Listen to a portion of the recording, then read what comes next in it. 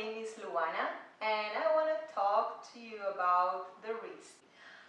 I have heard many times from many students that they have wrist pain when doing downward facing dog.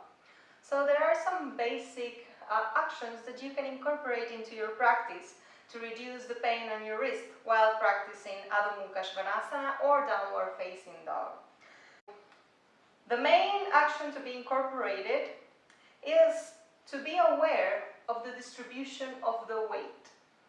What happens is that because of the position of the arm in regards of the hand, all the weight is coming towards the wrist. So the wrist is automatically receiving the weight of the body. All of the knuckles and fingers usually are disconnected from the floor. What we must learn is to activate the knuckles and the fingertips. For this purpose, we are going to learn to press every single knuckle to the floor, especially the index knuckle, because this is the one that has the tendency to disconnect the most from the floor. Also, we are going to press all the fingertips to the floor. Another important thing to take into consideration is that the wrist wrinkle should be aligned with the front of the mat. So the front line of the mat should be exactly parallel with the wrinkle of the wrist. Because of the position, the forearms in downward facing dog are pressing down. So the weight is coming towards the wrist. Bring the forearms forward and transfer the weight to the knuckles and fingertips. Can we keep the forearms forward and just move the chest towards the legs without actually collapsing the forearms, keeping the forearms away from the floor? This will give a lot of stability to the arms, to the shoulders, to the wrists especially. If you have a couple of blocks, there are two ways of helping yourself with those actions. The first one is putting the blocks to support your forearms so you develop the awareness of keeping them away from the floor.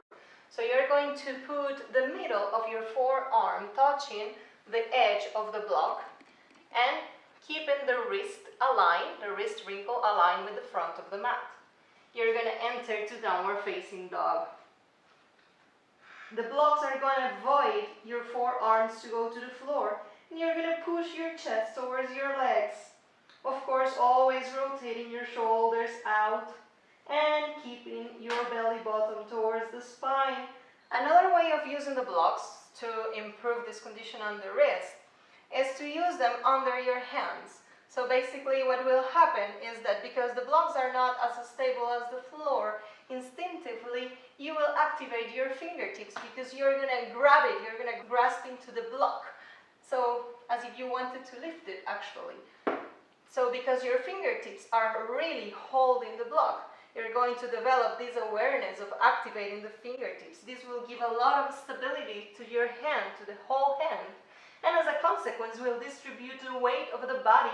Instead of having the weight just on the wrist, the weight will go towards the fingertips and knuckles. Finally, you always want to push yourself away from your hand. Because of the gravity, your weight will go straight towards your hands. Here, the weight is coming to my hands. If I push myself away from my hands, there will be less weight on my wrists. So this is all for today. I hope these tips can help you to improve the health of your wrists while practicing downward facing dog. Thank you for joining me today. Namaste.